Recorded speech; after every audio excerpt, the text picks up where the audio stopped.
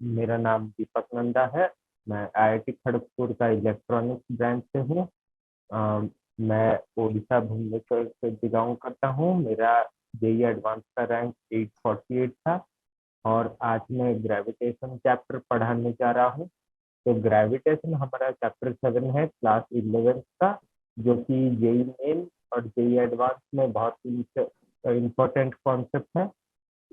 इसमें सबसे ज्यादा इम्पोर्टेंस आता है पोटेंशियल के क्वेश्चंस में, और फोर्स के क्वेश्चन में भी ये बहुत इम्पोर्टेंट क्वेश्चन आता है इस चैप्टर से। तो स्टार्ट करते हैं।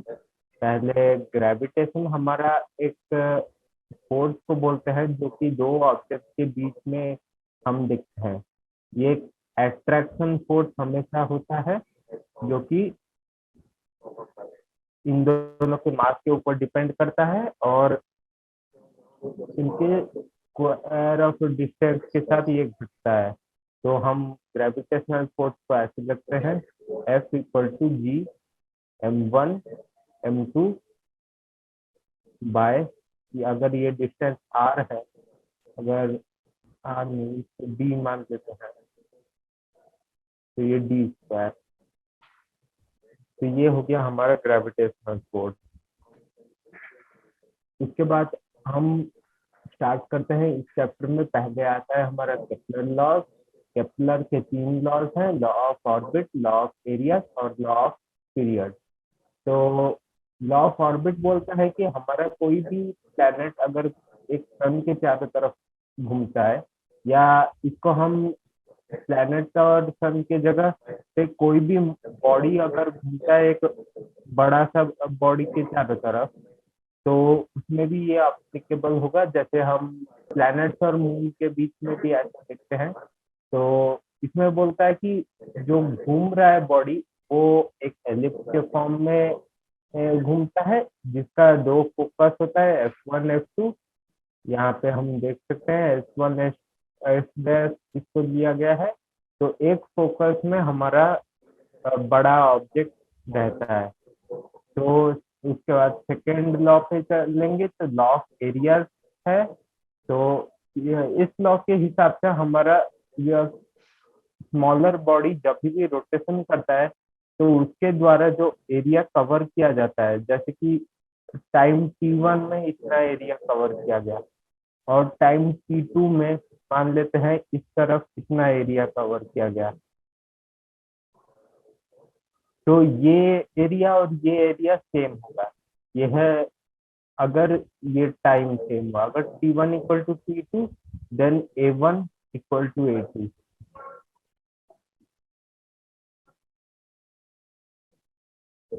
तो ये है हमारा लॉ ऑफ एरिया।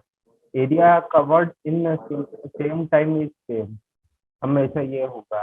तो फिर चलते हैं लॉ ऑफ पीरियड्स में। तो लॉ ऑफ पीरियड्स बोलता है कि square of time period of revolution of a planet is proportional to cube of semi major axis of ellipse. तो अगर ये एलिप्स है, का दो फोकल पॉइंट होगा, मान लेते हैं S1 S एस डैश। तो हमारा सेमी मेजर एक्सिस होगा ये डिस्टेंस, ये ये मेजर एक्सिस है, ये माइनर एक्सिस है।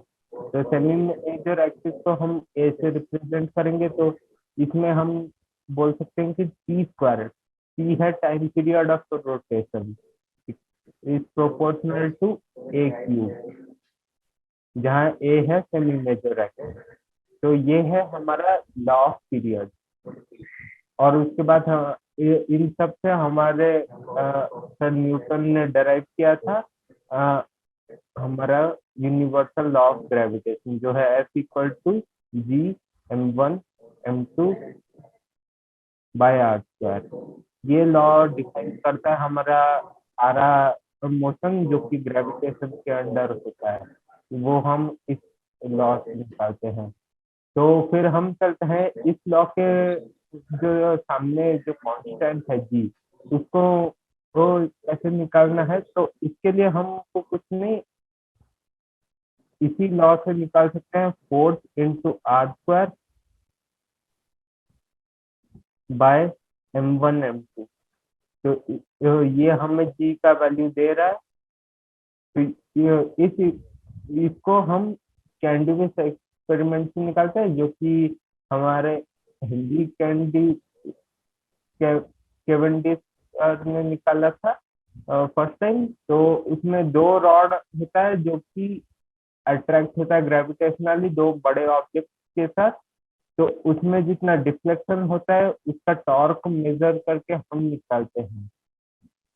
उसके बाद हम चलते हैं एक्सेलरेशन ड्यू टू ग्रेविटी। तो अगर फोर्स है तो हम न्यूटन लॉ सेकंड लॉ से जानते हैं, ये आता है force equal to mass into acceleration.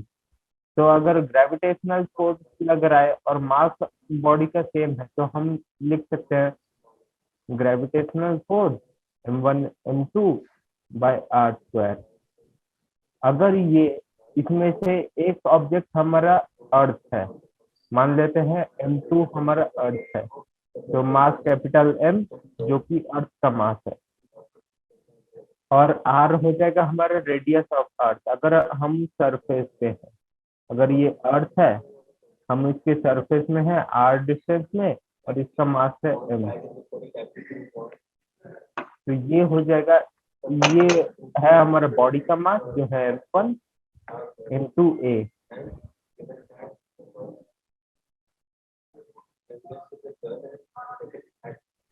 तो इसमें m हम दोनों तरफ कैंसिल कर सकते हैं, तो ये आ जाता है हमारा एक्सेलरेशन ड्यू टू ग्रेविटी। इस एक्सेलरेशन को हम एक्सेलरेशन ड्यू टू ग्रेविटी बोलते हैं, जिसको हम जी स्मॉल जी से रिप्रेजेंट करते हैं।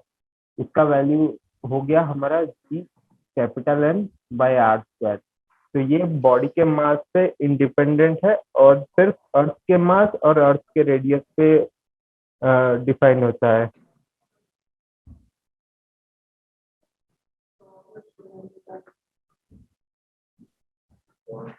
फिर हम इसमें और एक चीज भी देख सकते हैं, ये सिर्फ अर्थ के सरफेस में वैलिड है। तो क्योंकि ये डिस्टेंस हम कंसिडर सिर्फ आर का कर रहे हैं, तो ये अर्थ के सरफेस पे ही वैलिड है। आगे चलते हैं फिर acceleration due to gravity below and above the surface of earth। तो अगर हम acceleration of gravity at surface में r दे रहे हैं, जहाँ r है सरफेस का mass distance from centre of earth, तो हम ऊपर या नीचे कैसे करेंगे? जब हम अर्थ के बाहर जाते हैं तब हमें कुछ प्रॉब्लम नहीं, क्योंकि हम अर्थ को एक object of mass m treat कर देंगे, और फिर हमारा बॉडी का मास स्मॉल m, और उनके बीच में जितना डिस्टेंस होगा मान लेते हैं r plus h, height h तक गया। तो वैसे ट्रीट करके हम ग्रेविटेशनल यूनिवर्सल ग्रेविटेशनल लॉ लगा के निकाल सकते हैं एक्सेलरेशन ड्यू टू ग्रेविटी। तो ये आ जाएगा हमारा g at h equal to v capital M by r plus h square. तो ये होगा acceleration due to gravity at height h। इसमें अगर हम आ, ये चीज लगाए, क्योंकि r हमारा बहुत ज्यादा बड़ा है, तो हम अगर छोटे डिस्टेंस ऊपर जाए, जैसे अर्थ का रेडियस है 6400 किलोमीटर, हम अगर बोलेंगे कि हम 50 किलोमीटर ऊपर जा रहे हैं, तो ये कंपेरेबल नहीं है, ये बहुत ज्यादा छोटा है इससे। तो इस केस में हम लगा सकते हैं R is greater greater than है, तो बाइनोमियल एक्सपेंशन लगा के इसको हम छोटा कर सकते हैं, और जैसे इसको लिख सकते हैं G M by R square one minus two H by R. तो ये हो जाएगा, और इसको हम लिख सकते हैं जी, मतलब एक्सीलरेशन एट सरफेस। तो इसका एक्सप्रेशन ऐसा बन जाएगा फिर अगर हम देखेंगे तो अगर अंदर देखना है, अर्थ के सरफेस के अंदर हमें ग्रेविटेशनल एक्सीलरेशन देखना है, तो इसमें हमें यहाँ का एक लेयर को कैंसिल करना पड़ेगा क्योंकि उसका इफेक्ट नहीं पड़ेगा। तो अर्थ के सरफेस के अंदर अगर हम देखेंगे तो उसमें इसमें इसके अंदर जितना मिलेगा, जैसे हम डेंसिटी इंटू वॉल्यूम करेंगे इसका, और जितना मास होगा इस सर्कल के अंदर उसका हम कंसिडर करेंगे। अब फोर्स मतलब हो जाएगा हमारा force equal to G M, capital M की जगह यहाँ पे होगा M by R cube into D cube, अगर डी ये डिस्टेंस है। तो ये हो जाएगा हमारा मास वो सर्कल का by R square. R square नहीं, यहाँ पे डी स्क्वायर होगा। तो फोर्स हो जाएगा हमारा G capital M D by R cube. D है distance from centre of the earth, और अगर इसको हम डेप्थ की तरह लेंगे तो ये इक्वेशन हमारा बन जाएगा F equal to G M R minus D by R cube. तो ये हो जाएगा हमारा फोर्थ इक्वेशन। इसको हम लिख सकते हैं small G acceleration at surface by R, R minus D. तो ये हो गया हमारा बिलो द सरफेस का एक्सेलरेशन ड्यू टू ग्रेविटी। फिर हम चलते हैं ग्रेविटेशनल पोटेंशियल एनर्जी। तो ग्रेविटेशनल पोटेंशियल एनर्जी हमारा क्योंकि ये एक कंजर्वेटिव फोर्स है तो इसका एक पोटेंशियल एनर्जी होगा। तो पोटेंशियल एनर्जी निकालने के लिए हम फोर्स इंटू डिस्प्लेसमेंट करने से वर्क निकलेगा, और वर्क से हमारा पोटेंशियल एनर्जी डिफाइन कर सकते हैं। तो यहाँ पे हम देख सकते हैं वर्क, जब हम R1 से R2 तक कोई भी ऑब्जेक्ट को लेते हैं ग्रेविटेशनल इन्फ्लुएंस में अर्थ का, तो ये आएगा वर्क डन। तो ये वर्क डन जो है वो अगर इंफिनिटी तक लेंगे तो हमारा ये पोटेंशियल बन जाएगा। अगर इंफिनिटी को हम जीरो चूज करते हैं, मतलब उसका लेवल अगर हम पोटेंशियल एनर्जी जीरो इंफिनिटी पे चूज करते हैं तो हमारा ये वर्क डन का एक्सप्रेशन पोटेंशियल एनर्जी के एक्सप्रेशन में बदल जाएगा, जो कि है ये V equal to minus E M one M two by R. तो इसको हम यूज करके बहुत चीज कर सकते हैं। ये एक इम्पोर्टेंट फैक्टर है। हम काइनेटिक एनर्जी और अ, देख सकते हैं कि स्पीड किसका कितना होगा। अगर लेट से ये पास में दो ऑब्जेक्ट है ग्रेविटेशनल इन्फ्लुएंस में, इन दोनों को दूर दूर करने के लिए दोनों को कितना वेलोसिटी चाहिए।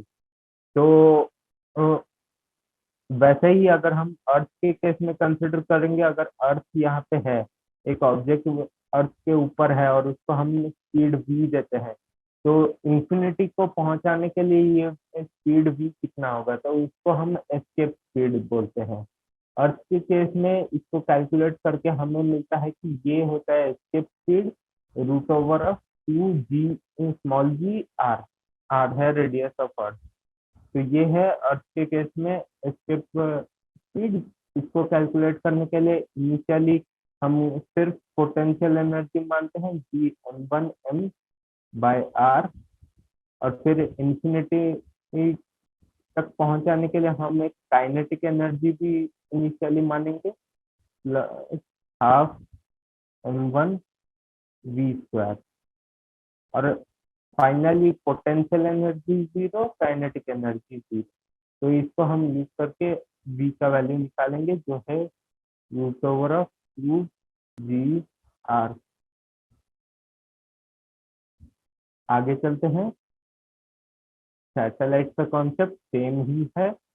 ऑर्बिट करने के लिए हमको जितना स्पीड चाहिए वो होता है, वो निकालने के लिए भी हम सेंट्रीपिटल फोर्स और ग्रेविटेशनल फोर्स को बैलेंस करते हैं। तो वो कॉन्सेप्ट यूज करके हम सैटेलाइट लॉन्च भी करते हैं, और हमारे नेचुरल सैटेलाइट भी वैसे ही काम करते हैं।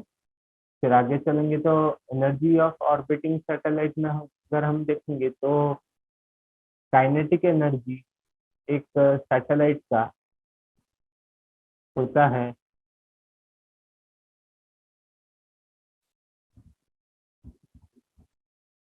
Minus of half times potential energy. Total energy इसलिए होगा हाफ ऑफ पोटेंशियल एनर्जी, और पोटेंशियल एनर्जी यहाँ पे नेगेटिव है तो टोटल एनर्जी भी नेगेटिव ही होगा। काइनेटिक एनर्जी पॉजिटिव है इसलिए यहाँ पे माइनस साइन है। तो टोटल एनर्जी हमारे माइनस काइनेटिक एनर्जी के टाइम्स होगा। एक सर्कुलर ऑर्बिट में अगर रिवॉल्व कर रहा है तो ये वैलिड होगा। तो अब एक्सरसाइज पे चलते हैं। हमारा एक्सरसाइज यहाँ पे स्टार्ट हो रहा है 7.1 से। तो पहला क्वेश्चन यहाँ पे answer the following, you can shield a charge from electrical forces by putting it inside a hollow conductor. Can you shield a body from gravitational influence of nearby objects by shielding it uh, by putting it inside a hollow sphere or by some other means? तो इसका answer तो no होगा। Gravitational force तो independent होता है कोई भी medium के हिसाब से, तो ये डिपेंड नहीं करता कि आप बीच में क्या रखते हैं क्या नहीं रखते हैं। ग्रेविटेशनल फोर्स हमेशा लगेगा। और इलेक्ट्रिकल फोर्स में ये इसलिए हो सकता है क्योंकि वो चार्ज डिस्ट्रीब्यूशन हो सकता है। कोई मेटल बॉडी के अंदर आप अगर कोई चार्ज को रखते हैं तो वो चार्ज को ऐसा डिस्ट्रीब्यूट करता है कि पॉजिटिव और नेगेटिव करके उसका इफेक्ट को कैंसिल कर सकता है। तो इसलिए वो शील्डिंग इफेक्ट दिखाता है। यहाँ पे कोई पॉजिटिव नेगेटिव डिस्ट्रीब्यूशन नहीं होता है ग्रेविटेशन में, तो ऐसा पॉसिबल नहीं है। Second, an astronaut inside a small spaceship orbiting around Earth cannot detect gravity. If the space station orbiting around the Earth has a large size, can he hope to detect gravity? तो कोई भी अगर falling body हो तो उसके ऊपर हम free fall हमेशा कर रहे होते हैं। तो अर्थ का तो ग्रेविटी वो कभी भी डिटेक्ट नहीं कर पाएगा क्योंकि वो फ्री फॉल में है। सिर्फ वो क्रैश नहीं हो सकते क्योंकि अगर अर्थ का बॉडी ऐसा है तो वो नीचे ऐसे गिर रहा है, एक स्पीड के साथ वो इस तरफ जा रहा है और इसका एक्सेलरेशन इस तरफ है। पर ये एक्सेलरेशन उसको कर्व कराता है, सेंट्रीपिटल एक्सेलरेशन प्रोवाइड कराता है, इसलिए वो लगता है कि कभी गिर नहीं रहा। पर एक्चुअली ये फ्री फॉल मोशन में है तो अर्थ का ग्रेविटी तो कभी भी डिटेक्ट नहीं हो सकता। हाँ, अगर स्पेसशिप खुद बड़ा हो जाए तो उसका खुद का ग्रेविटी वो एक्सर्ट कर सकता है, तो वो डिटेक्ट कर सकता है खुद का ग्रेविटी को। तो हो सकता है अगर स्पेसशिप का साइज बड़ा हो तो वो उसका ग्रेविटी मेजरेबल हो जाए तो वो डिटेक्ट कर सकता है। Third part, if you compare the gravitational force on the Earth due to Sun and to that due to Moon, you would find that the Sun's pull is greater than the Moon's pull. Uh, However, the tidal effect of the Moon's pull is greater than the tidal effect of the Sun. Why? तो tidal effect हमारा relative size से depend करता है। अगर हम अर्थ के particles को देखें तो उनके लिए टाइडल इफेक्ट इसलिए हम ग्रेविटेशनल फोर्स से डायरेक्टली कैलकुलेट नहीं कर पाते क्योंकि हम पॉइंट ऑब्जेक्ट मान के चलते हैं। जैसे अर्थ को एक पॉइंट ऑब्जेक्ट मान लिए, मून को एक पॉइंट ऑब्जेक्ट मान लिए, तो इसलिए हमारा होता है, क्योंकि ये सब पॉइंट ऑब्जेक्ट नहीं है, इनका खुद का डिस्टेंस वेरिएशन है। अर्थ जब भी होगा, मून अगर इसको मान लेते हैं, तो यहाँ का बॉडी जो इस तरफ है उसमें अलग फोर्स लगेगा, इस तरफ जो है उस पे अलग फोर्स लगेगा, क्योंकि डिस्टेंस इन दोनों के बीच में अच्छा खासा है। तो इन दोनों के डिफरेंस के वजह से यहाँ पे टाइडल इफेक्ट होता है। इस तरफ का पार्ट ज्यादा स्ट्रेच हो जाता है, इस तरफ का उतना नहीं हो पाता है। तो अर्थ थोड़ा ऐसा लंबा हो जाता है। दिखने से तो बोलने से ज्यादा डिफरेंस फील नहीं होता, पर वो वाटर बॉडीज या कोई लिक्विड ऑब्जेक्ट पे फील होता है, तो वो टाइडल इफेक्ट दिखाता है। तो इन दोनों का डिफरेंस रिलेटिव, इसका डिफरेंस में काफी बड़ा है अर्थ और मून के बीच का। पर अगर अर्थ और सन के बीच में देखेंगे तो ये दोनों, और अर्थ और सन का डिस्टेंस के हिसाब से ये डिस्टेंस काफी कम है। तो इसलिए हमें यहाँ पे टाइटल फोर्स इफेक्ट नहीं दिखाता। तो हम इसलिए यहाँ पे नहीं बोलते कि सन के केस में ज्यादा दिखा रहा है। तो अर्थ और मून में इसलिए ज्यादा है क्योंकि अर्थ और moon is comparable to radius of earth, जबकि अर्थ और सन का डिस्टेंस हमारा कंपेरेबल बिल्कुल नहीं है रेडियस ऑफ अर्थ के। तो इसमें इफेक्ट कम दिखाता है। इफेक्ट जो दिखाता भी है वो इसलिए क्योंकि सन का मास बहुत ज्यादा बड़ा है, तो वो इतना फोर्स आ जाता है कि इन दोनों में डिफरेंस फिर भी आ ही जाता है। तो इसलिए इसमें होता है वैसा। अब अगर आगे चलेंगे तो choose the correct alternative. Acceleration due to gravity increases या डिक्रीजेस विथ इंक्रीजिंग एल्टीट्यूड। तो जब भी हम ऊपर दूर जाएंगे कोई भी बॉडी से, तो फोर्स घटेगा तो एक्सेलरेशन ड्यू टू ग्रेविटी भी घटेगा। तो ये डिक्रीजेस होगा इसका answer. Second, acceleration due to gravity is decreases with increasing depth. Assume the earth to be a sphere of uniform density. तो अगर हम नीचे जाएंगे तो फिर भी हमारा फोर्स डिक्रीज करेगा। ये इसलिए होगा क्योंकि हमने जो कैलकुलेट किया था acceleration due to gravity, E D, depth D वाला, वो है हमारा स्मॉल जी 1 - b/r। ये है हमारा रिलेशन। तो जब हमारा डेप्थ बढ़ेगा तो ये घटना स्टार्ट कर देगा। तो इसलिए ये भी डिक्रीज है। ये इसलिए हुआ क्योंकि हमारा मास का एक लेयर को हम कैंसिल कर रहे हैं, तो वो कैंसिल हो जाएगा। थर्ड नंबर पे चलते हैं। Acceleration due to gravity is independent of mass of earth, mass of body. तो acceleration due to gravity is independent of mass of the body, ये ऑप्शन हमारा करेक्ट होगा। तो मार्क कर देते हैं कौन कौन सा ऐसे डिक्रीजेस, ये भी डिक्रीजेस, और ये मास ऑफ द बॉडी पे डिपेंड नहीं करता है। G equal to capital G m/r², mass of earth और रेडियस ऑफ अर्थ पे ही डिपेंड करता है।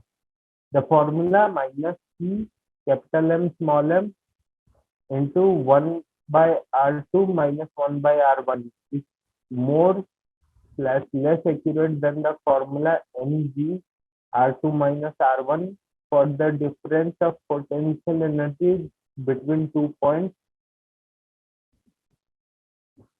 r2 and r1 distance away from the, okay. तो ये हमारा फॉर्मूला है। इस फॉर्मूला को हम ट्रीट करते हैं, ये स्टैंडर्ड फॉर्मूला है, जबकि यहाँ पे स्मॉल जी चेंज हो सकता है। तो इसमें एक्चुअली हम सब्स्टिट्यूट किए हैं एम, और मान के चले हैं कि ये जो रेडियस है यहाँ पे वो ज्यादा बहुत ज्यादा छोटा है, आर के कंपैरिजन में ये बहुत बहुत ज्यादा छोटा है, R2 R1। वैसा मान के चलने से ही ये फॉर्मूला एप्लीकेबल होगा। फिर भी ये ज्यादा एक्यूरेट है क्योंकि इसमें कुछ भी एजम्पशन नहीं दिया गया। नेक्स्ट चलते हैं 7.3 में। तो यहाँ पे पूछा है, suppose there exist a planet that went around the sun twice as fast as the earth, what would be its orbital size compared to earth. तो इसमें हम केपलर लॉ यूज करेंगे, केपलर लॉ ऑफ पीरियड, या Kepler third law भी बोल सकते हैं। तो उसके हिसाब से T square is proportional to R cube होता है। 7.3, T square is proportional to R cube. तो केस वन में T1 अगर मान के चलेंगे और R1, और केस टू में T2, तो ये होगा हमारा रिलेशन।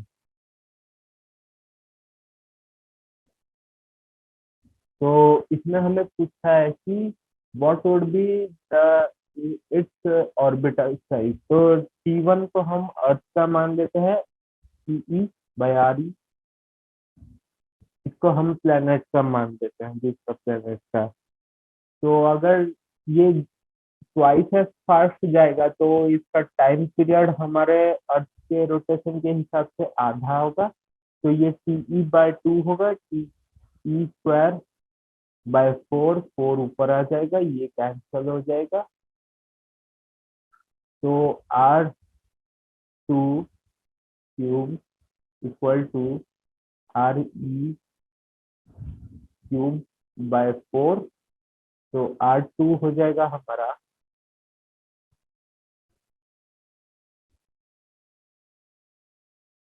RE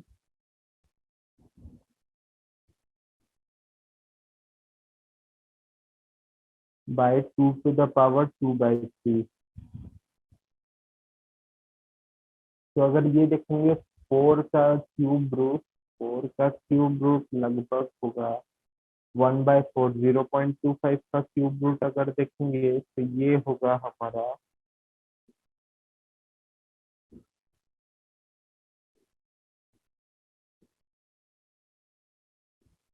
ये हो जाएगा 0.63 टाइम्स RE। तो ये हो जाएगा रेडियस ऑफ द प्लैनेट, मतलब सन से इसका डिस्टेंस 0.63 टाइम्स ही है हमारे प्लैनेट के हिसाब से। नेक्स्ट क्वेश्चन चलते हैं 7.4। आयो, one of the satellites of Jupiter, has orbital period 1.769 days and radius of the orbit is इतना, so that the mass of Jupiter is about 1000 that of the sun। तो इसको calculate करने के लिए हम यूज करेंगे टाइम पीरियड इसका equal to 1.769 days, और इसको अगर हम कन्वर्ट करेंगे सेकेंड्स में कन्वर्ट कर लेते हैं, तो 1.769 इंटू डेज है, मतलब 24 आवर, इंटू 3600 सेकेंड। तो इतना सेकेंड हुआ। तो ऑर्बिटल रेडियस हम इसका अगर R1 कंसिडर करेंगे तो ये होगा हमारा 4.22 इंटू 10⁸ जो यहाँ पे दिया है।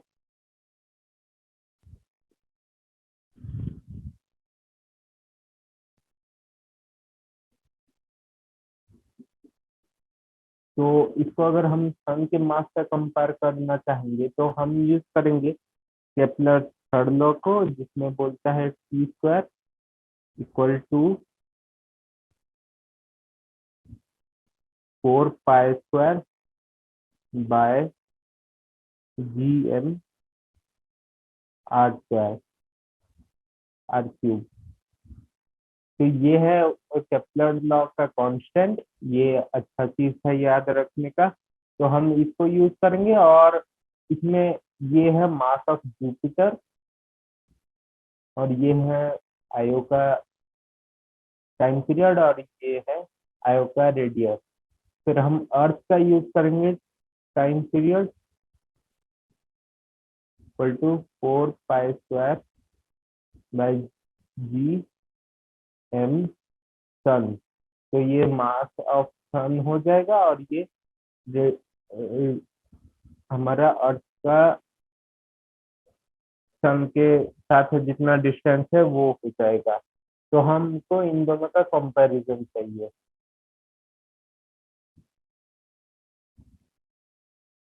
तो इन दोनों का रेशियो अगर हम लेंगे तो T1 square by TE square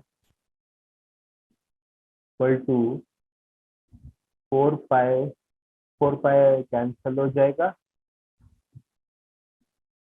4 pi cancel हो जाएगा, कैपिटल जी कैंसिल हो जाएगा।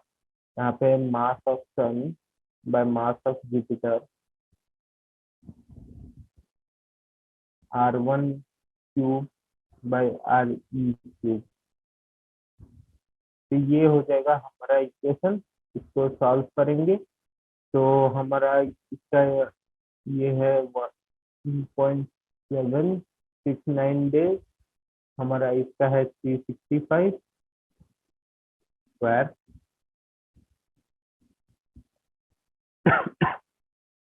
फिर ये है mass of sun by mass of Jupiter. इसका रेडियस है हमारा 4.22 इंटू 10⁸ बाय हमारा 1.5 इंटू 10⁻11 11 था। तो इसका क्यूब।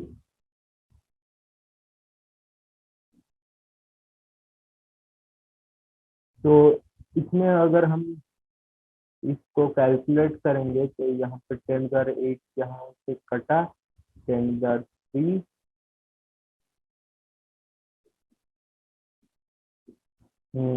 इसको कैलकुलेट करेंगे तो ये आएगा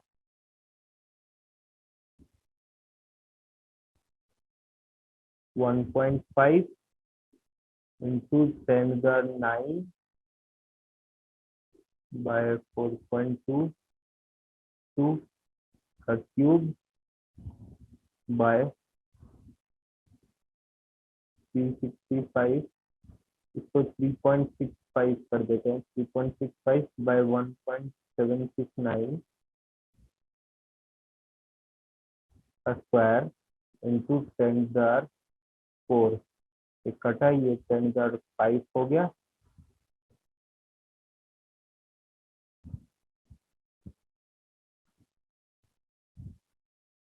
तो फिर इनका डिफरेंस अगर देखेंगे तो ये आ जाएगा हमारा 1.5 cube into 1.769 square by 4.22 cube into 1.769। नहीं, ये होगा 3.65 स्क्वायर। तो ऐसा बड़ा बड़ा चीज अगर विदाउट कैलकुलेटर करना हो तो हम एस्टिमेट करके देख सकते हैं इंटू 10⁻5। तो ये 4 का क्यूब अगर लेंगे तो ये हो जाएगा 4 का क्यूब 4 स्क्वायर 16 64। ये लगभग 64 होगा। और ये हो जाएगा 1.5 का क्यूब। 1.5 का क्यूब होगा हमारा 1.5 लगभग होगा 3 से 4 के आसपास। तो 3 के आसपास होगा। और ये होगा 1.7 का स्क्वायर।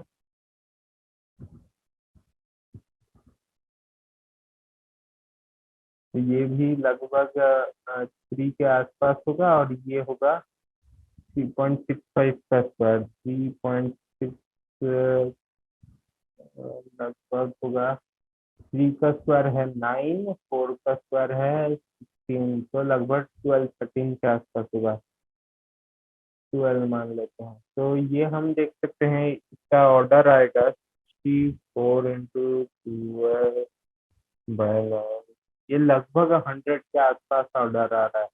तो 100 के आसपास मतलब ये आ जाएगा ऑलमोस्ट 10 के आसपास। मतलब ये जुपिटर इज अबाउट, क्योंकि ये है हमारा mass of sun by mass of Jupiter, तो Jupiter 1000 of mass of sun है, ये हम प्रूव कर रहे हैं। तो ये है क्वेश्चन नंबर 7.4। आगे बढ़ते हैं। Let us assume that our galaxy contains 2.5 into 10 to the 11 stars, each of one solar mass. How long will a star at a distance 50,000 light years take to complete one revolution?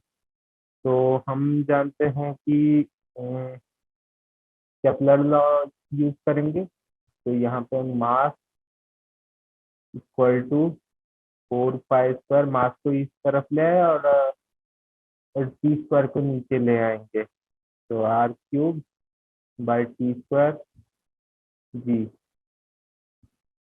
तो ये हो जाएगा mass of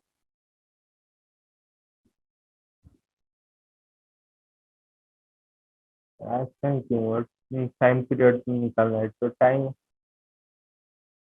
7.5 time period हमारा यहाँ पे T square को T बना लिए तो वर्ड ले लेंगे, तो ये आ जाएगा 4 pi square r³ by GM capital M. तो इसमें सिर्फ वैल्यू पुट करेंगे तो हमारा टाइम पीरियड आ जाएगा। तो इसमें वैल्यू पुट करना है और कैलकुलेट करना है। 4 पाई स्क्वायर, रेडियस है 50,000 लाइट ईयर, तो 50,000 लाइट ईयर, तो 50,000³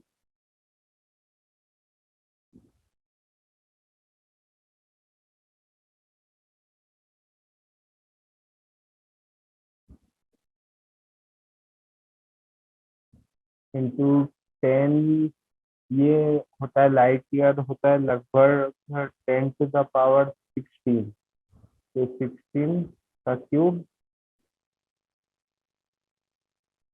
बाय जी है हमारा 6.67 इंटू 10⁻⁻11,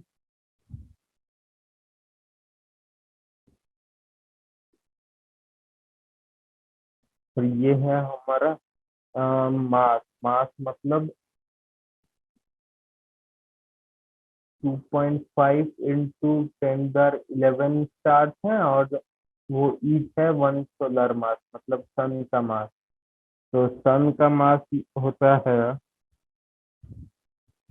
2 × 10⁻30 kg। तो ये हो गया हमारा कैलकुलेट करने का इक्वेशन। तो इसमें हम को एक साइड में नंबर वैल्यूज लाना है और दूसरे साइड में हम टेंट गार्ड ले आएंगे, फिर देखते हैं कितना कैलकुलेट लोग आ गया है। तो into 10⁻16 348, 48 into 4 3 12 60 by 6.67 into 2.5 into 2 into 10⁻−11, और 10⁻11 कैंसिल हो जाएगा, ये हो जाएगा 10⁻30।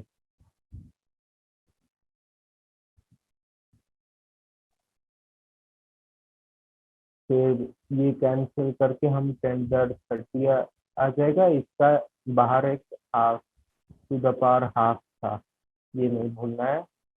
तो एक्चुअल ये 10⁻15 के ऑर्डर में होगा, इसके ऊपर भी थोड़ा डिपेंड करेगा, कैलकुलेट कर लेते हैं।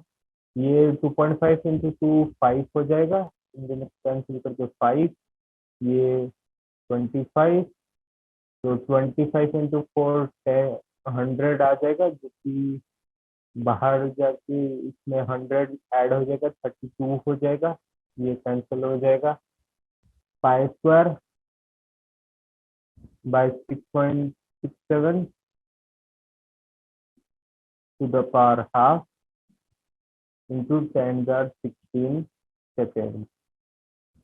तो ये होगा पाई पाई मतलब 22/7, 3.14 ये डबल है, तो ये होगा 1.57 का हाफ के लगभग बराबर। तो 1.5 मतलब ये 1.2 के आसपास होगा। तो 1.2 इंटू 10^16 के आसपास होगा answer.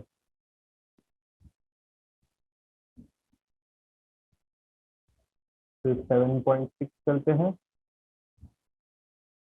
Choose the correct alternative if zero, if the zero of potential energy is at infinity, total energy of an orbiting satellite is negative of its। तो ये हम डिस्कस किए थे, negative of its kinetic energy के equal होगा, पर negative के energy required to launch an orbiting satellite out of Earth's gravitational influence is more less than energy required to project a stationary object at the same height। तो एक orbiting satellite का खुद का kinetic energy है, और एक stationery object का kinetic energy नहीं है। डिस्टेंस सेम है और इसे, क्योंकि हाइट सेम है, तो पोटेंशियल एनर्जी दोनों का सेम है। पर इसका अगर हमारा काइनेटिक एनर्जी इसके पास है, तो इसको कम एनर्जी चाहिए होगा, तो ये लेस होगा।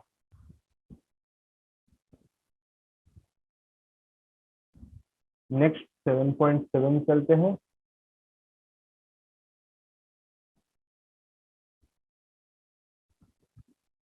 तो does the escape speed of a body from Earth depend on mass of the body, the location from where it is projected, the direction of projection,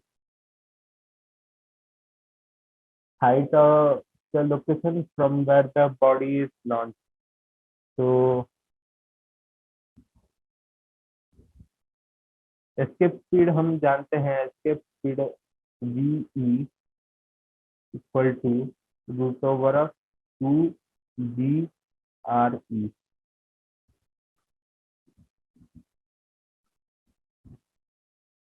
तो ये escape speed mass of body पे तो depend नहीं करता, mass of body पे depend नहीं करता। The location from where it is projected, तो यहाँ पे कुछ लोकेशन पे भी फर्क नहीं पड़ता।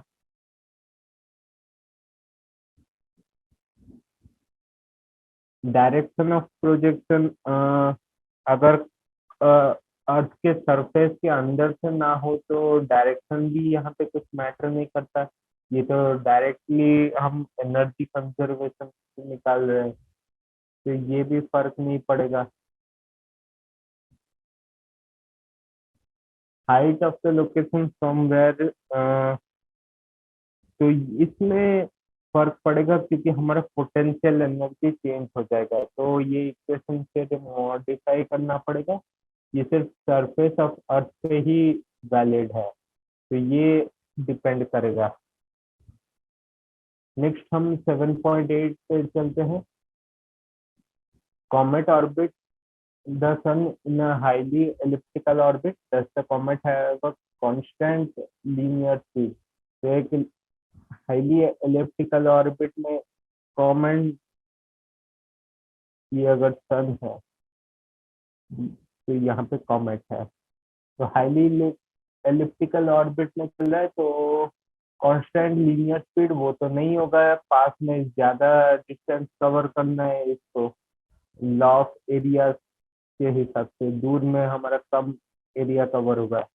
तो एरिया तो सेम कवर होगा सेम टाइम में, पर ये ऊपर का अगर हम देखेंगे डिस्टेंस, तो यहाँ पे ज्यादा हो रहा है, यहाँ पे कम, मतलब यहाँ पे कॉमेट फास्ट कर रहा है। तो कांस्टेंट ये तो नहीं है। एंगुलर स्पीड देखेंगे तो वो भी कांस्टेंट नहीं है, सेम टाइम में इतना कवर करना या सेम टाइम में इतना कवर करना, इसमें अगर देखेंगे तो वो भी अलग है, तो एंगुलर स्पीड भी हमारा कांस्टेंट तो नहीं है।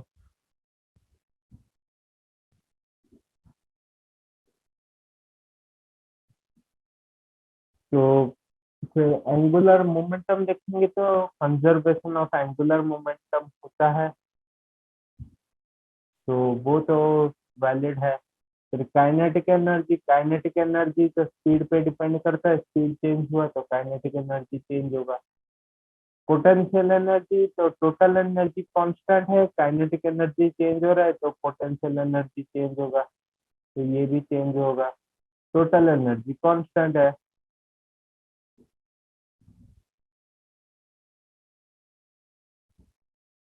तो ये हो गया 7.8। 7.9 चलते हैं, which of the following symptoms is likely to affect an astronaut in space? Swollen feet. तो एस्ट्रोनॉट के लिए हमारा जी का वेरिएशन होता है।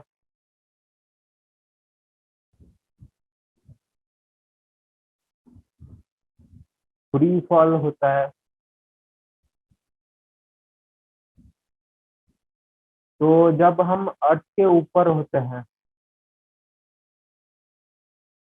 तो हमारे ऊपर एक कांस्टेंट जी लग रहा होता है, तो हमारा बॉडी का ब्लड भी नीचे की तरफ अट्रैक्ट होता है।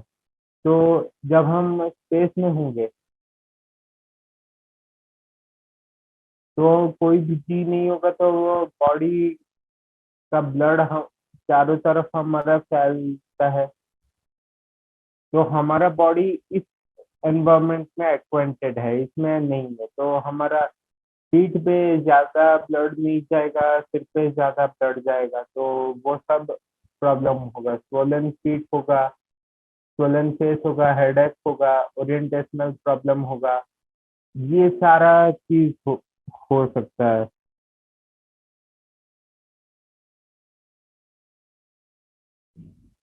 तो ये सारा प्रॉब्लम हो सकता है। ये इसलिए स्वोलन पीठ होता है क्योंकि हमारा ब्लड अगर मान लो कि ये ज्यादा रोटेशन हो रहा है कोई जगह पे, तो पीठ के तरफ ज्यादा ब्लड जा सकता है। तो स्वोलन पीठ का चांस कम है, पर वो भी होगा। स्वोलन फेस होगा, हेडेक होगा, ओरिएंटेशनल प्रॉब्लम सब होगा यहाँ पे। तो फिर 7.10 में जाते हैं। In the following two exercises choose the correct option among the given one. The gravitational intensity at the center of a hemispherical sphere cell of a uniform mass density has direction in। Okay, तो इसमें हमको देखना है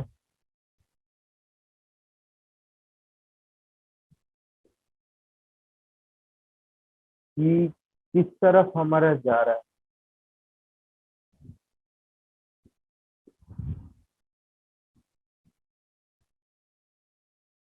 centre पे हमारा किस तरफ है, तो हम जानते हैं एक हॉलो स्फीयर में पोटेंशियल का अगर हम ग्राफ देखेंगे, तो अगर ये डिस्टेंस जीरो है, ये आर है, इस तरफ इंफिनिटी है, और ये नेगेटिव एक्सिस है, तो पोटेंशियल कांस्टेंट रहता है, आर के बाद डिक्रीज करता है अपना 1/r के हिसाब से। तो पोटेंशियल कांस्टेंट है, यानी ये फुल हॉलो हेमिस्फीयर के लिए है। हाफ के लिए हम निकालेंगे, तो ये फुल के लिए हमारे यहाँ पे कांस्टेंट रहता है, मतलब यहाँ पे डिस्ट्रीब्यूशन सेम है, वर्क डन जीरो रहेगा कोई भी पार्टिकल का एक्सचेंज में। तो जब एक हाफ को हम निकालते हैं तो सिर्फ उन दोनों के वजह से जो डिफरेंस था वो ही क्रिएट होगा, मतलब वो एक ही एक्सिस के तरफ ही होगा, क्योंकि ये इस एक्सिस की तरफ अगर देखेंगे तो difference of distribution of mass तो चेंज नहीं हुआ, पर इस एक्सिस की तरफ अगर देखेंगे तो वो चेंज हो रहा है। तो यहाँ पे बोला है कि इन ग्रेविटेशनल इंटेंसिटी किस तरफ है, तो ये नीचे की तरफ होगा क्योंकि सारा मास नीचे की तरफ है। तो इसका आंसर होगा सी। ये सी है ना, हाँ, तो ये सी होगा इसका आंसर।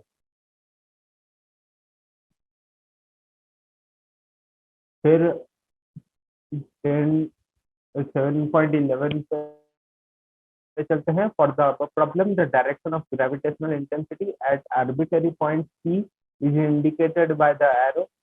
तो यहाँ पे भी अगर देखोगे तो हम ये जानते हैं कि हॉरिजॉन्टल एक्सिस जो भी ले लो तो उसके अलोंग डिस्ट्रीब्यूशन चेंज नहीं हुआ है। तो हॉरिजॉन्टली हमारा कुछ भी ग्रेविटेशनल इंटेंसिटी यहाँ पे भी नहीं आएगा।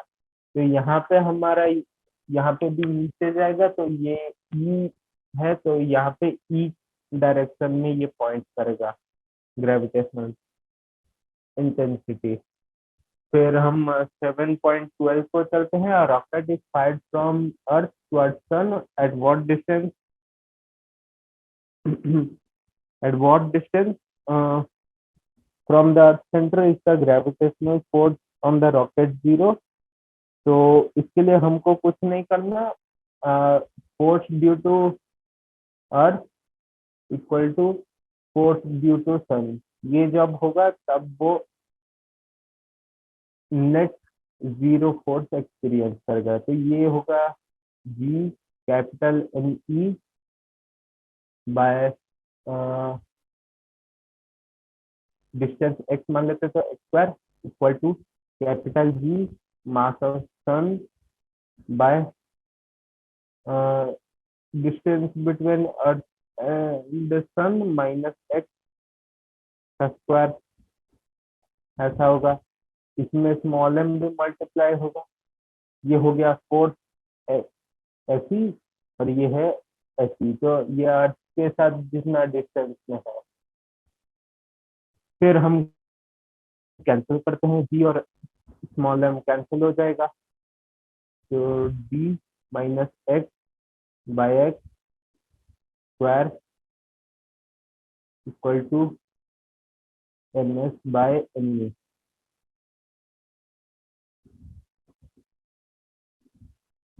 तो ये हो जाएगा M S by M E. हमारा कैलकुलेट कर लेते हैं।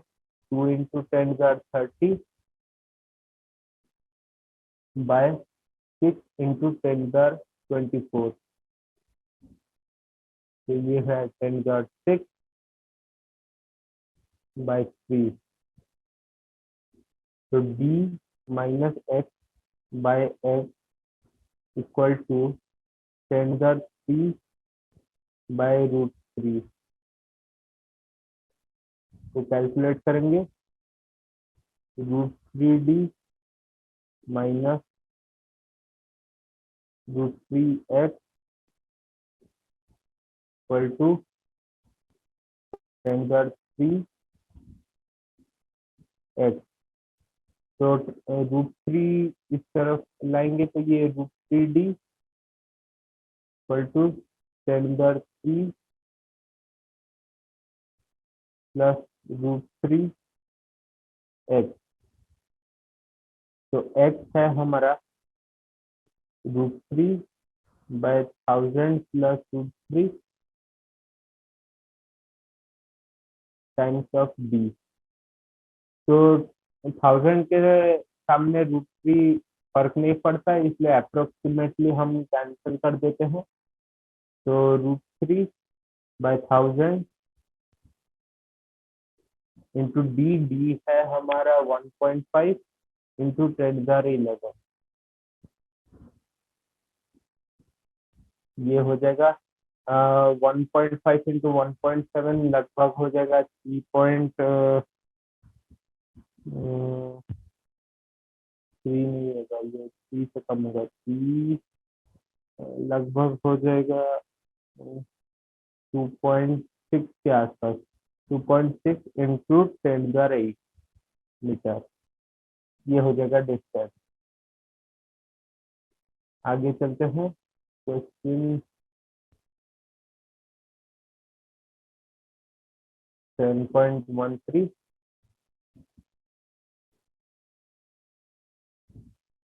How will you weight the sun, that is estimate its mass? The mean orbital radius of the earth around the sun is 1.5 into 10⁸ kilometre. तो यहाँ पे एस्टिमेट अगर करना है हमें, तो हम केपलर का थर्ड लॉ फिर से यहाँ पे लगा सकते हैं, T square equal to 4 pi square capital G M S, ये अर्थ के लिए हो जाएगा आर क्यूब।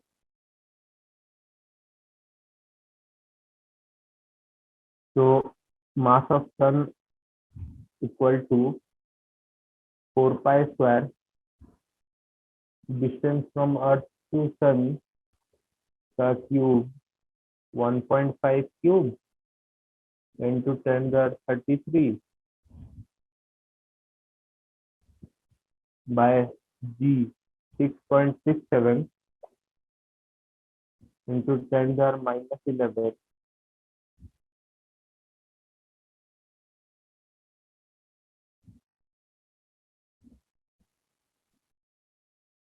इंटू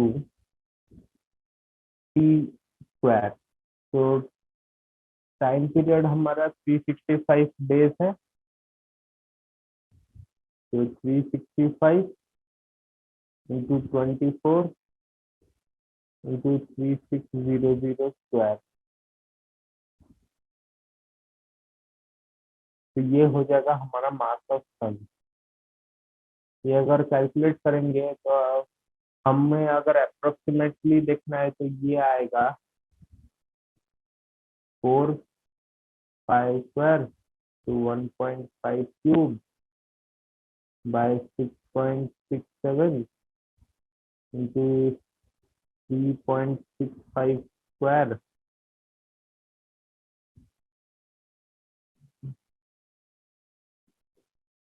इंटू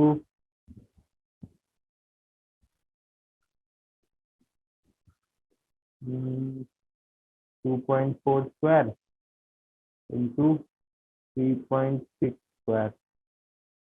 तो ऐसा करने से हमारा 10⁻³ होगा 33 प्लस 11, यहाँ पे 2 प्लस 1 3 4 5 6 माइनस 12।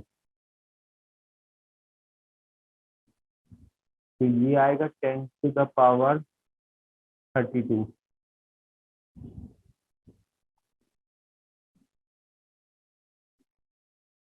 फिर इन सबको देखना है जल्दी से, तो ये है 4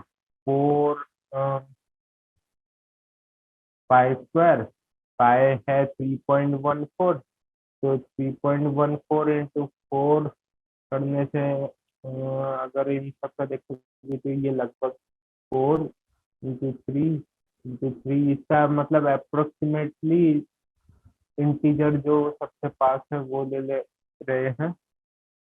तो 3 into 3 into 2 by 7 into 4 square 16 into 2 square 4 into 4 square.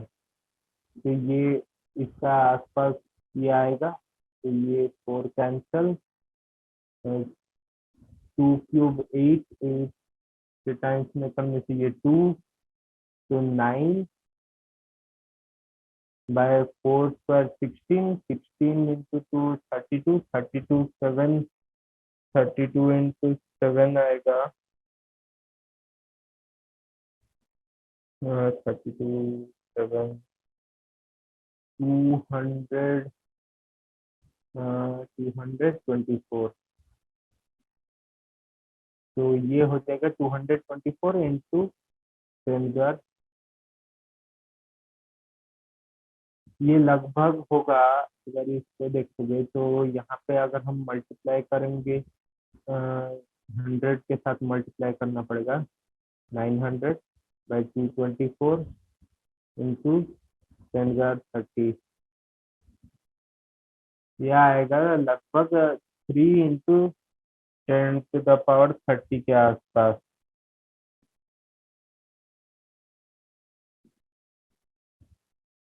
तो ये काफी नियर है हमारे वैल्यू से, जो कि है 2 × 10⁻30 किलोग्राम। ये है सन का एक्चुअल। तो मतलब यहाँ पे और थोड़ा पास हम कर सकते थे, पर ये भी हम ऑर्डर निकालने के लिए ऐसा टेक्निक यूज कर सकते हैं। इससे ऑर्डर निकल जाएगा, पर सामने का वैल्यू हम ट्रस्ट नहीं कर सकते। तो हमारा वैल्यू यहाँ पे 2 × 10⁻30 आना चाहिए। तो नेक्स्ट क्वेश्चन चलते हैं। 7 × 10⁻14 पे। तो Saturn year is 29.5 times that of Earth year. How far is Saturn from the sun if Earth is okay? तो ये इसमें भी हम E square is proportional to R cube equation लगाएंगे। तो T1 हमारा है 1 ईयर, 1 ईयर का स्क्वायर, और ये है हमारा 29.5 ईयर का स्क्वायर। तो ये अगर है हमारा 1.5 इंटू 10⁻8 किलोमीटर है, 11 मीटर का क्यूब, और ये आर क्यूब। तो हमें डिस्टेंस निकालना है। तो आर हो जाएगा, ये सिंपल कैलकुलेशन से निकल जाएगा, 29.5 to the power 2/3 into 1.5 into 10⁻11। तो 29.5 टू द पावर 2/3 निकालना है। तो 29.5 है 729 है हमारा 27 का, 28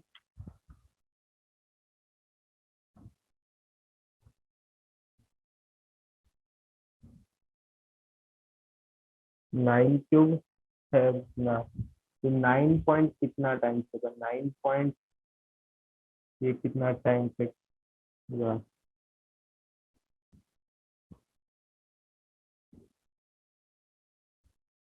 हम्म, हम्म, हम्म, तो 15 इंटू,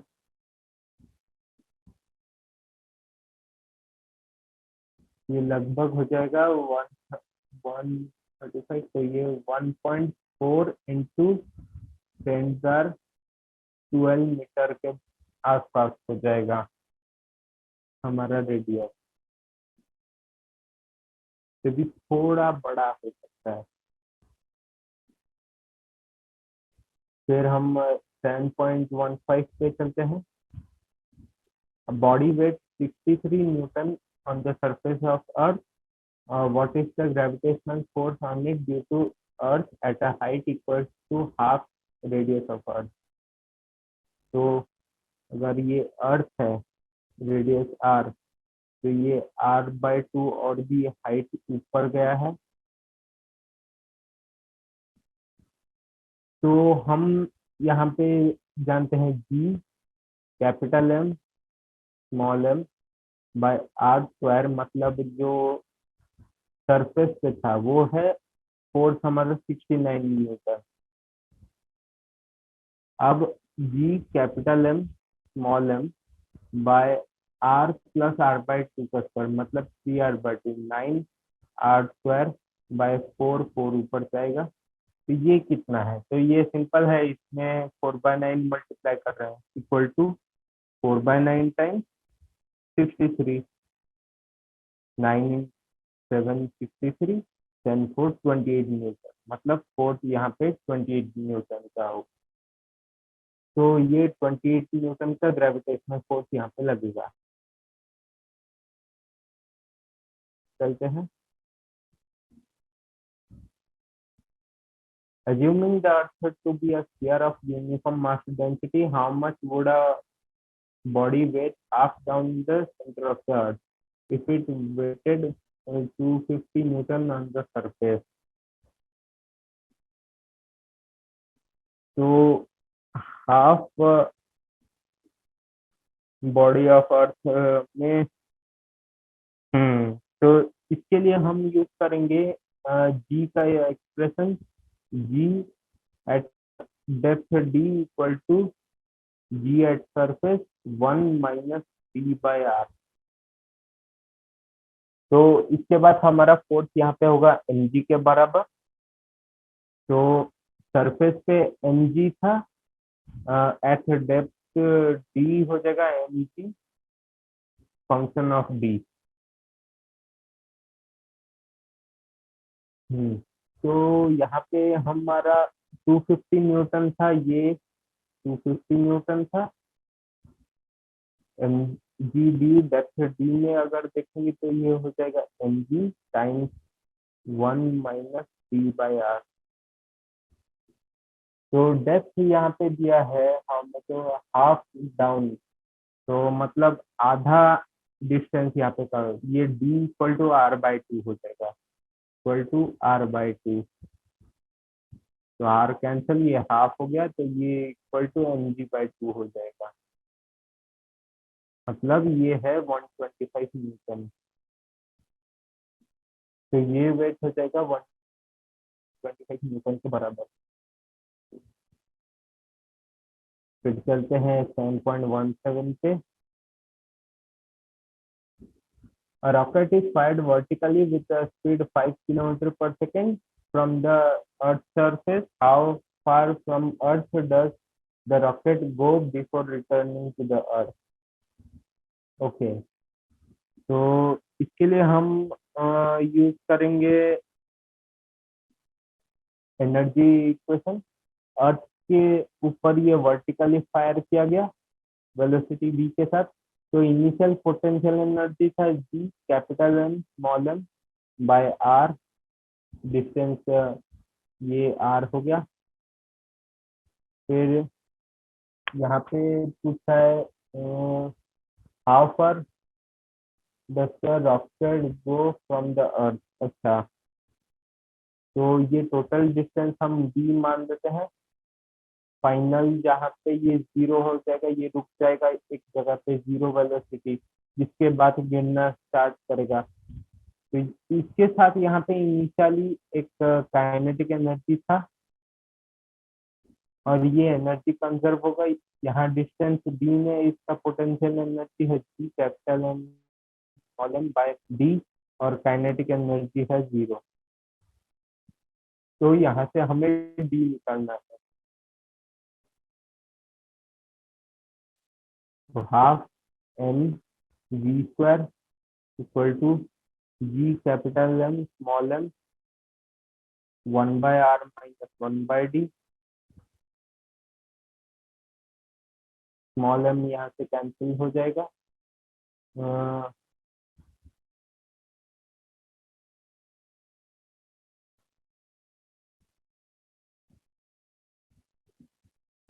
यहाँ पे इसको मल्टीप्लाई कर देते हैं, वो ठीक रहेगा।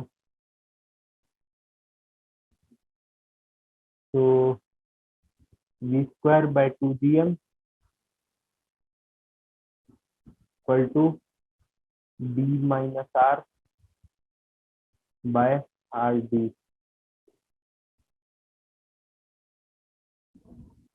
तो यहाँ से हमें सिर्फ डी का वैल्यू निकालना है, इसको इस तरफ मल्टीप्लाई करेंगे, और फिर अगर सब्स्टिट्यूट करेंगे तो ये आएगा, इसको इस तरफ मल्टीप्लाई करते हैं तो ये आएगा आर डी, इस तरफ multiply R capital R D. तो D equal to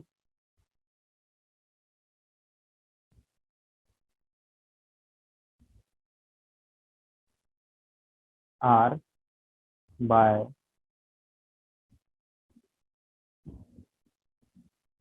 1 - E square R bye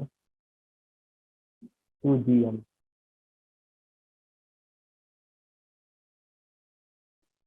तो ये हो गया हमारा डिस्टेंस डी। इसको अगर हम कैलकुलेट करेंगे तो ये 2 GM/r, यहाँ पे 2 GM को इस तरफ मल्टीप्लाई करके अगर हम करेंगे, इसको पहले कन्वर्ट कर देते हैं, small g equal to G capital M by R square. तो यहाँ से GM को हटा देते हैं, कैलकुलेशन आसान रहेगा। तो d equal to r by 1 minus v square by 2 GM/r, GM/r equal to GR, 2GR। तो ये हो गया d equal to 2GR square by 2GR minus v square. तो एक्चुअली इसको अगर हमको और भी आसानी से करना है तो हम जानते हैं √2GR है हमारा एस्केप वेलोसिटी, जो कि है 11.2 किलोमीटर पर सेकेंड। और SI यूनिट में इसको हम लिख सकते हैं 11,200 मीटर पर सेकेंड। तो हम इसको यहाँ पे अगर सब्स्टिट्यूट कर देंगे तो 11,200 का स्क्वायर इंटू रेडियस ऑफ अर्थ, यहाँ पे कितना दिया है 6.4 इंटू 10⁻⁶ बाय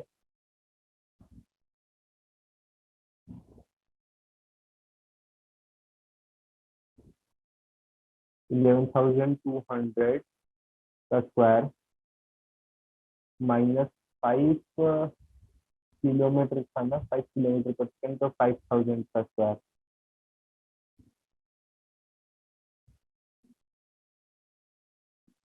तो इसमें अगर हम 10⁻⁶ को कैंसल करने के लिए नीचे से निकालेंगे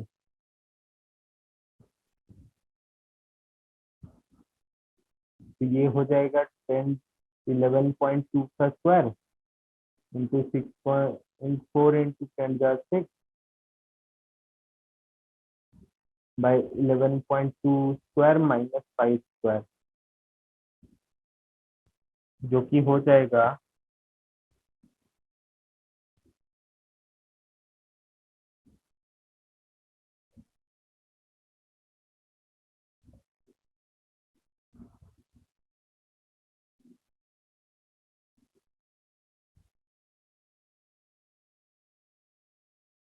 तो कैलकुलेट करने से ये आएगा 11.2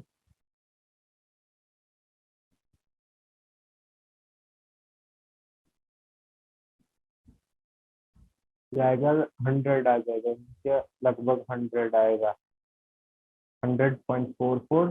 तो उसको इग्नोर करके 100, ये यहाँ से इस तरफ से कैंसिल कर देंगे, ये कैंसिल 10⁻⁴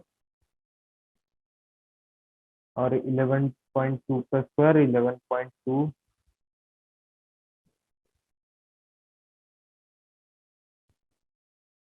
ये आएगा 800 के आसपास। तो ये 8 इंटू 10⁻⁶ मीटर के आसपास आएगा डिस्टेंस। ये हो जाएगा हमारा आंसर इसका। 17.8 पे चलते हैं अब। 7.18। So escape speed from a projectile from Earth is 11.2 kilometer per second. A body is projected with KI with this speed. What is the speed of the body far away from the Earth? तो हम ये जानते हैं कि अगर हम half mv square से launch करेंगे v स्क्वायर, तो इंफिनिटी में हमारा एनर्जी 0 होगा।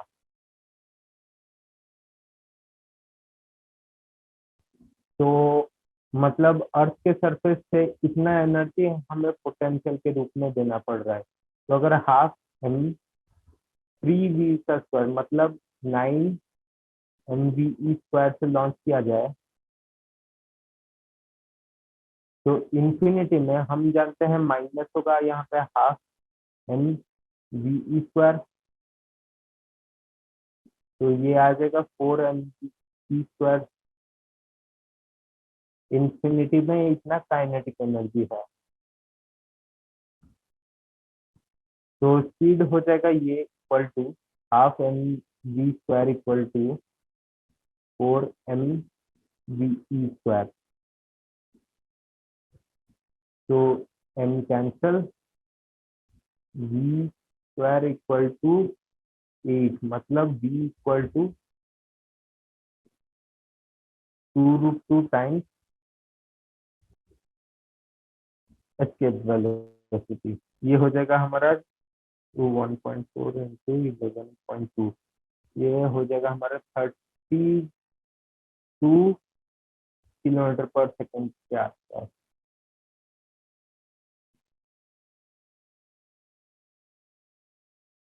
ये है हमारा। अब चलते हैं 7.19 को। A satellite orbits the Earth at height of 400 km above surface. How much energy must be expended to rocket the satellite out of Earth's gravitational influence? तो यहाँ पे हमें पोटेंशियल एनर्जी पहले उस सैटेलाइट का देखना पड़ेगा, जो कि है हमारा Gm bye r+h।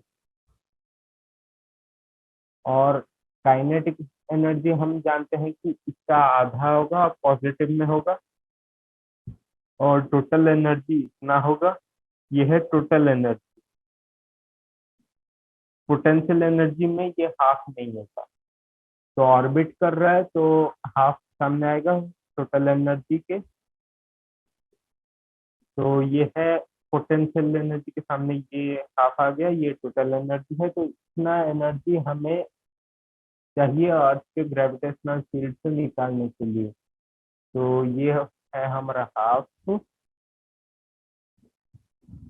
Ji 6.67 into 10⁻⁻11 capital M 6 into 10⁻24। Mass of satellite है 200 kg बाय r+h। तो 400 किलोमीटर ऊपर है, तो 6.46400 है। तो ये 6800 हो जाएगा। तो ये 6.8 इंटू 10⁻6 मीटर, ये हो जाएगा हमारा पोटेंशियल। तो कैलकुलेशन करते हैं। 6.67 इंटू 6 इंटू 2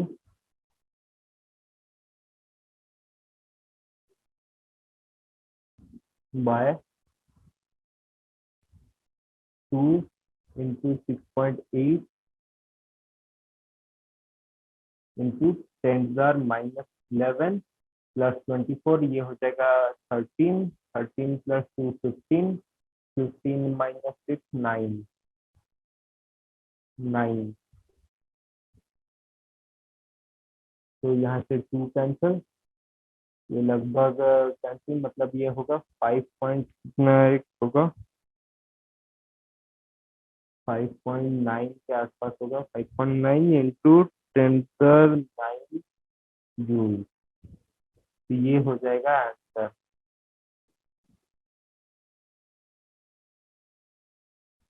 अब 7.20 पे चलते हैं। Two stars, each of one solar mass, are approaching each other for head-on collision. When they are at a distance 10⁻⁹ kilometers, their speed are negligible. What is the speed with which they collide?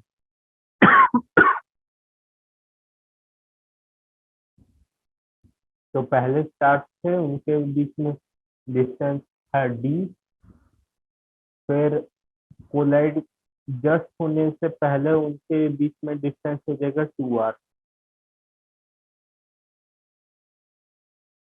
तो ये distance से potential energy बना, जो potential energy से kinetic energy में convert हुआ है। तो स्पीड इन दोनों का एक होगा v। v क्योंकि सेम मास का है तो दोनों का स्पीड सेम होगा, कंजर्वेशन ऑफ लीनियर मोमेंटम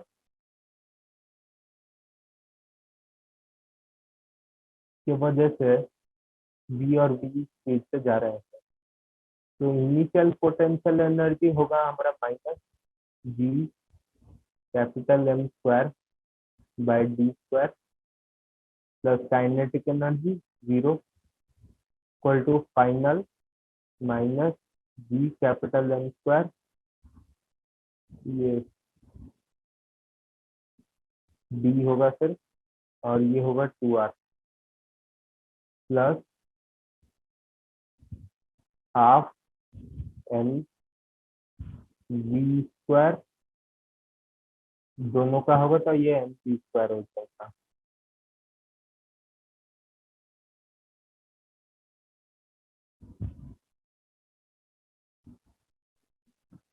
तो यहाँ से एक एम कैंसिल कर सकते हैं,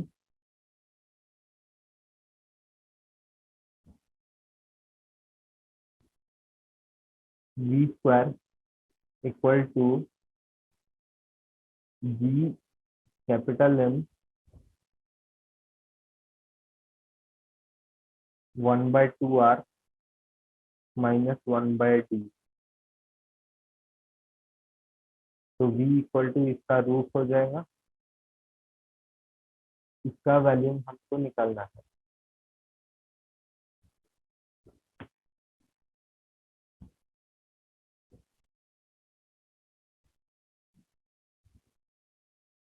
तो g है हमारा 6.67 इंटू 10⁻⁻11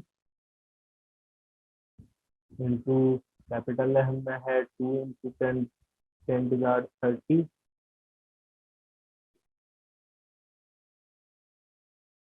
1/2r। तो 1/2r है हमारा रेडियस। रेडियस है 10⁻⁴ 2 इंटू 10⁻⁴ माइनस 1/10⁹ ये किलोमीटर में है, तो इसको कन्वर्ट करेंगे तो ये 12 हो जाएगा, ये 4 हो जाएगा हमारा 7 मीटर में कन्वर्ट करने से।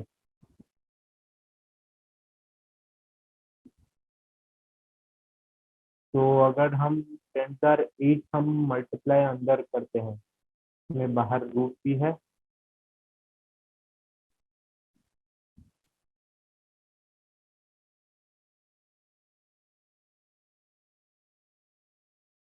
तो ये 2019 तो हो जाएगा 19। फिर यहाँ पे अंदर हम अगर मल्टीप्लाई करते हैं 10⁸ तो 10⁸ 10⁸ तो ये कट जाएगा, ये हो जाएगा 10, ये कट के ये 10⁻⁻4 होगा, तो ये इग्नोरेबल है इसके सामने। ये यहाँ से कैंसिल होकर ये 5 हो जाएगा, ये इग्नोर कर सकते हैं, तो ये 5 अंदर का वैल्यू हो जाएगा। तो 5 इंटू टू 10⁻12 तो ये रूट 6.67 इंटू 10⁻6 मीटर पर सेकेंड, ये होगा आंसर। तो रूट ओवर इसका होगा लगभग 2.3 के बराबर, 2.3 नहीं 2.4, 2.4 या 2.5 के बराबर, 2.5 2.25 स्क्वायर 6.25, तो 2.5 से थोड़ा बड़ा होगा, तो ये आंसर होगा 2.5 इंटू 10⁻6 मीटर पर second.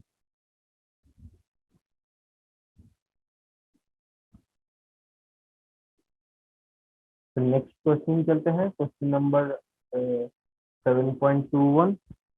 Two heavy sphere each of mass 100 kg and radius 0.1 meter are placed 1 meter apart on horizontal table. What is the gravitational force and potential at the midpoint of the line joining the center of the sphere? Is an object placed at the point in equilibrium? अच्छा, तो दो 100 kg का मास है,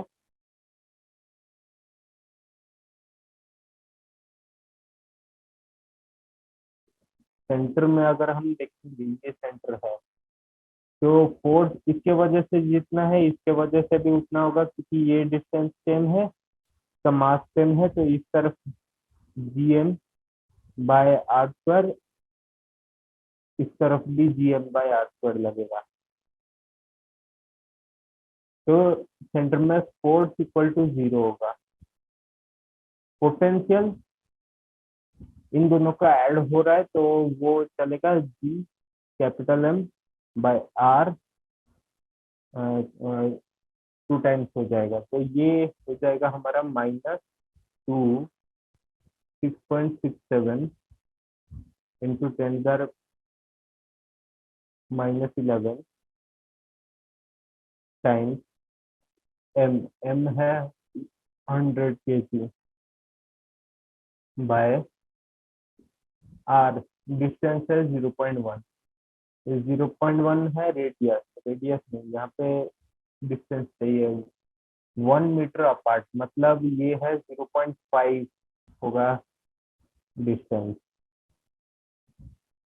तो ये हो जाएगा हमारा 2, ऊपर आने से ये 2 हो जाएगा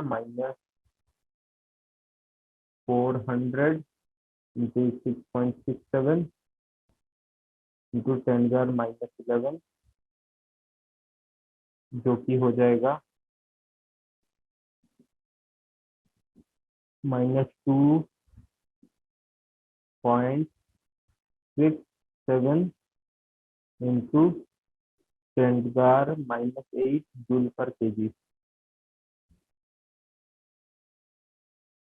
तो बीच में अगर कोई पार्टिकल होगा, इन दोनों तरफ फोर्स सेम है, तो ये इक्विलिब्रियम पे होगा, पर अगर देखेंगे तो ये इक्विलिब्रियम अनस्टेबल होगा। अगर इस तरफ थोड़ा भी आया तो इस तरफ का फोर्स ज्यादा हो जाएगा और ये इस तरफ चलता चला जाएगा, वैसे ही इस तरफ आएगा तो ये इस तरफ ही चला जाएगा, तो ये अनस्टेबल इक्विलिब्रियम है, थोड़ा भी हिलेगा तो ये उस तरफ ही चला जाएगा। तो इसके साथ हमारा ये चैप्टर खत्म होता है। Thank you.